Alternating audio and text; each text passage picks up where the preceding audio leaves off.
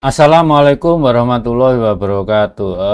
Teman-teman, saya ingin mengomentari sedikit tentang apa ya, beberapa komentar dari Mas Nusron Wahid, Menteri, kalau nggak salah Menteri Pertanian ya. Saya panggil Mas karena beliau lebih tua dari saya. Eh, kita harus melihat apa latar belakang Mas Nusron ngomong seperti itu. Lihat aja di layar ya. Eh, Bentar.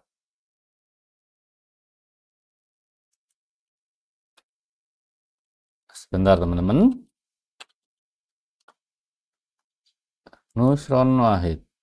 Kita lihat Wikipedia aja lah. Oke. Eh, Nusron Wahid. Tut. Kak. Ya.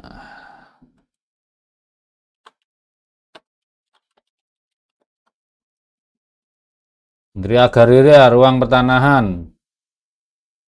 Saya besarin dikit sebentar ya teman ya. Lihatlah.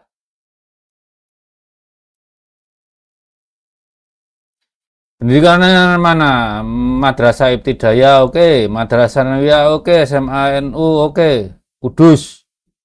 Orang Kudus ternyata. Sarjana Sastra, jurusan Ilmu Sejarah, Magister Ekonomi, program studi ekonomi. Jadi kan begini. Dia kan Hah? Ya bingung juga. Sarjana Sastra kemudian S2-nya ekonomi. Itu apa matrikulasinya berapa SKS ya Mas Nusron ya? PB pula. Sastra itu kan ilmu humaniora. Ekonomi itu kan ilmu masuk sains loh. Ekonomi itu masuk sosial sains loh. Oke lah tapi oke ya. Oke. Yang penting core-nya itu bahwa Mas Nusron itu satu sarjana sastra, kedua magister ekonomi. Terus jadi sekarang apa kaitannya dengan apa pembelaannya terhadap Nasabalawi gitu ya? Ini itu masalahnya. Jadi Mas Nusron ini S1-nya sastra. Dalam berbagai pembelaan seperti ngomong Bani Hasyim di Indonesia adalah Balawi. Yaitu tanggapannya ahli sastra. Ubaidillah bin Ahmad Al-Muhajir, ingat Ubaidillah bin Ahmad Al-Muhajir ya, bukan Ubaidillah bin Ahmad bin Isa. Ubaidillah bin Ahmad Al-Muhajir itu adalah karya sastra. Bukan dokumentasi sejarah. Enggak ada dokumen primernya. Bukan pula pembuktian bahwa makhluk namanya Ubaidillah ini adalah makhluk biologis. Jarak genetika keturunannya nggak cocok dengan profil Bani Adnan dan Bani Ibrahim. Apalagi Bani Ali. Wah, jauh.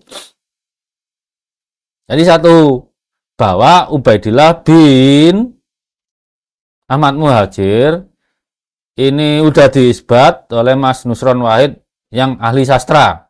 Atau minimalnya satu sastra. Kedua, kenapa saya bicara gitu? Ya S2-nya ekonomi. Dicari sendiri kalau masalah S2-nya ekonomi itu mah. Tanya Mas Rumel tuh. Nah, itu tuh. Ada kaitannya antara S2 ekonominya Mas Nusron dengan keterlibatannya dalam masalah Balawi. Ini aktif memang Mas Nusron itu aktif loh. Cuma ya mungkin nggak sering ngomong, tapi di behind the scene tuh dia cukup aktif. Ini udah ya. Jadi dari Mas Nusron ini tanggapannya terhadap masalah Balawi ini udah jelas. Mas Nusron itu melihat masalah Balawi dari kacamata sastra dan kacamata ekonomi. Kalau saya kan setrik masalah biologi, makanya saya nggak utak-atik masalah Mas Rumel debat dengan Kiai Imad. Biarkan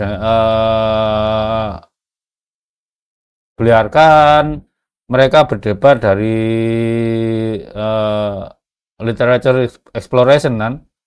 Kalau Kiai Imad itu S2 ilmu tafsir Quran. S2 ilmu tafsir Quran beneran itu S2-nya. Buktinya keterima di PTIK S3 kok. Ada rekamannya di PD Dikti. Mas Rumail S1 PAI, S2-nya Bu. Kalian tahu lah.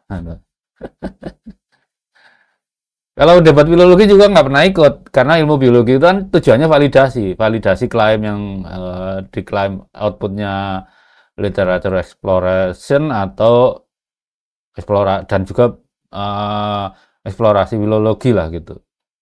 Udah ya, jadi kesimpulannya,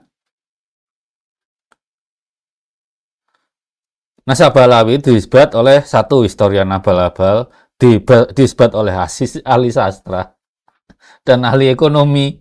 Yang isbat ketiga ini seneng nggak tuh Balawi? Nggak ada satupun biolog yang menyatakan dia keturunan Nabi Ibrahim.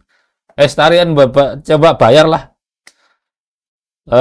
Kalau perlu ke BRIN bayar jasa mencari bukti bahwa Balawi keturunan paternal, ingat paternal, Nabi Ibrahim. Atau kemarin yang nyidang saya itu kan berpihak ke mereka, ya kan? Ya wis gitu aja.